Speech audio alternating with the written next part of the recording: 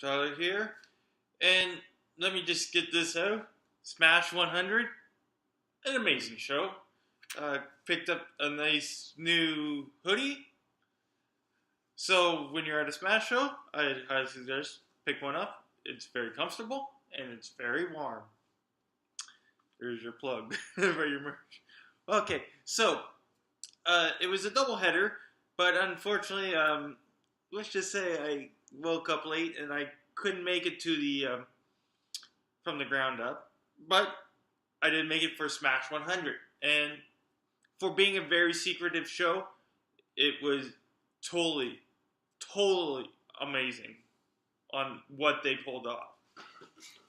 So for the first match, we just had your singles match with Shane Saber taking on Leon Knight. Very great match. Loved that Saber came out to the theme of Pirates of the Caribbean. And great back and forth happened. And then we had Warmack. And if you don't know who that is, it's the other half of the former tag team Goat Brigade. And great seeing that. They embraced, and he helped Shane Saber pick up the victory. But then, right after that, turned on Shane Saber and just walked out. But it was great to see that. Then we had an amazing throwback tag team match where you had the Ballers, and if you don't know who they are, it's Brent, Money Banks, and Alex Vega. If you guys don't know who Alex Vega is, it's Tarek's previous gimmick. But it was great seeing them back. I never actually got to see these guys when they were together in the first place. But, and they took on, like I've said in many videos, the best tag team in Canada, Tabanaki the Team, TDT. And now that was very hard hitting. And TDT deflated the Ballers and picked up the victory, which kind of made Alex Vega revert back to Tarek and blame referee Jimmy Corderas for the loss. But Jimmy, not taking his shit, gave Alex Vega / Tarek a Stone Cold Stunner and the referee's elbow. Yes, not the people's elbow, the referee's elbow. So after that entertainment, we had a female match with the lovely and talented, the best female wrestler in the Indies, from Canada, my number one. I can't say how much I love that, watching her matches. She's, I think, the best, and she deserves all the credit in the world. I'm talking about Ali, as she takes on Sienna. I don't want to say her name wrong, but the current Global Force Women's Champion. And there was some stipulations that were put on the match last minute. The winner of this match will become team captain, I believe, for Team America, despite Ali being Canadian and proud of it. But hey, she loves being a Canadian, but there are sometimes she represents the blue, red, white, and blue. Nothing wrong with that. For next year's Canusa, no word on this year if they're even going to have one, but next year they were battling to see who would be team captain. And it looked like Sienna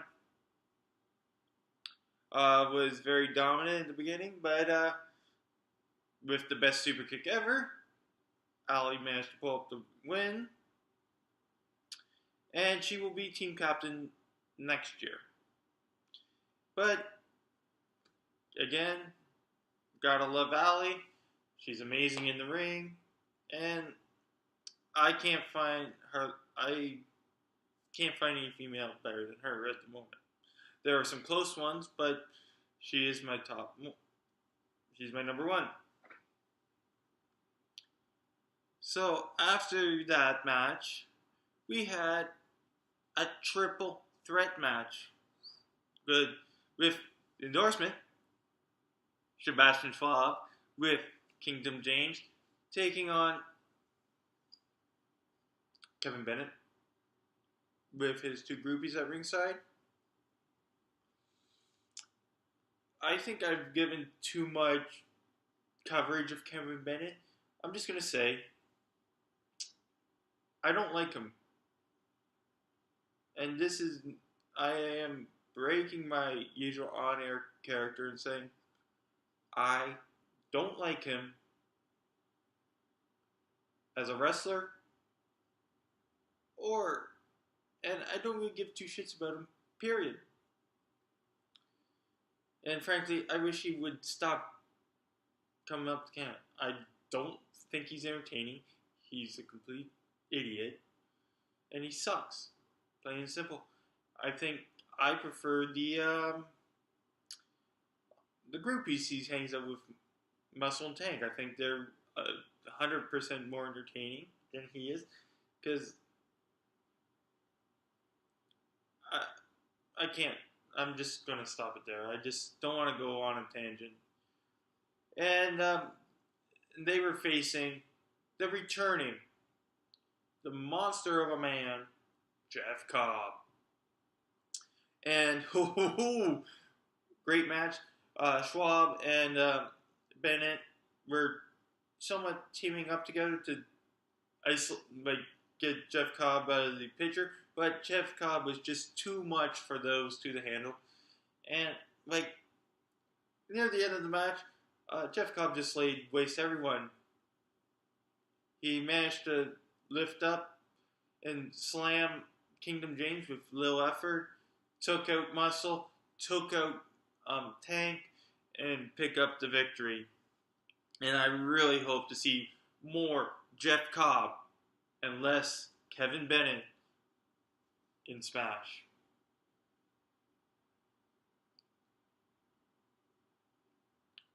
So then, after that, we had a bit of a break, and at that time, they did announce the passing of Bobby the Brain Heating. This video is for you, Bobby. And they did they did toll the bell 10 times and gave us a moment of silence, but they didn't want us to be sad.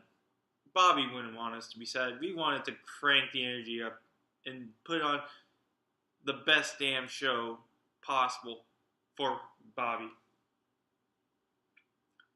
So, we then go into another singles match where we had the Hacker, Scotty O'Shea, taking on Noah Superstar, Kiyomiya.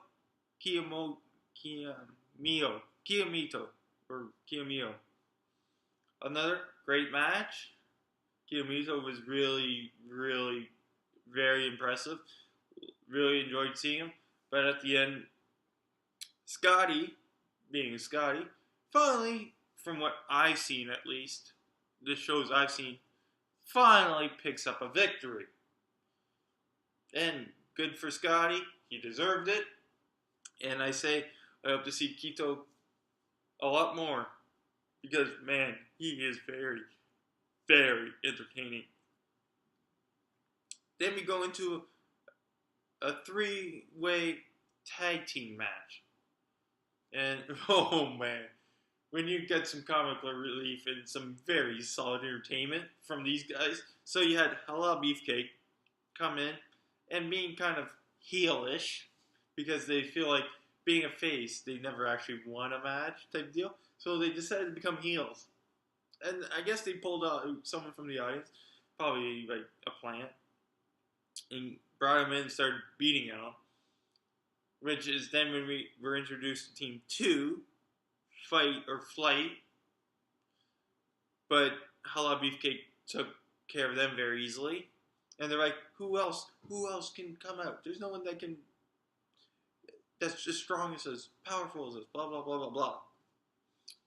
Cue the well-oiled machines. Yes, they're back together and stronger than ever. And it was great to see that. They had a very funny opening vignette with all these guys, including the people from Weekly Wrestling Podcast. Shout out to you guys. Playing on them. And it was just too funny. Great match all around.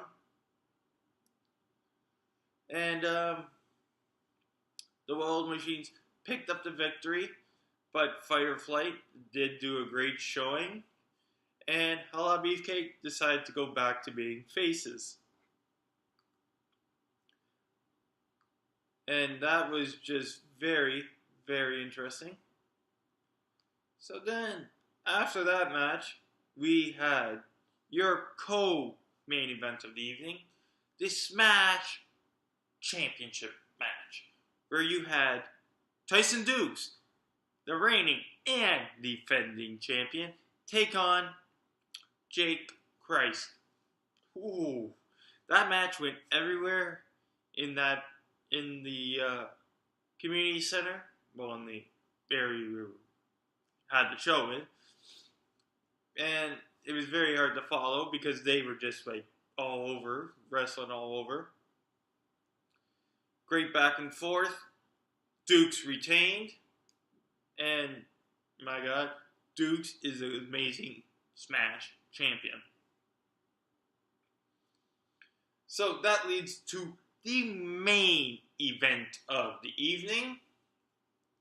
We had Ring of Honor star Jay White taking on the Canadian Destroyer himself, Petey Williams.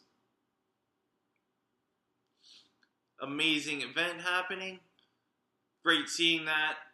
Holy crap, man. That was one of the most intense matches I've ever seen. And in the end, Petey Williams picked up the victory with the Canadian Destroyer, of course. And for the next card, people, October 29th, you have Tyson Dukes defending the Smash Championship against Petey Williams. As well, there was some other stuff that happened at the show where we now have a number one contenders match with Kevin Bennett taking on the returning Frankie TM. And Kevin Bennett did put up Frankie TM's freedom for that title shot. And I'm hoping Frankie TM just utterly kicks the living shit out of Bennett. But that was the event for you guys. It is now available on YouTube. And I will share the link below so you can watch what was an amazing show. And remember, people, this is Smash.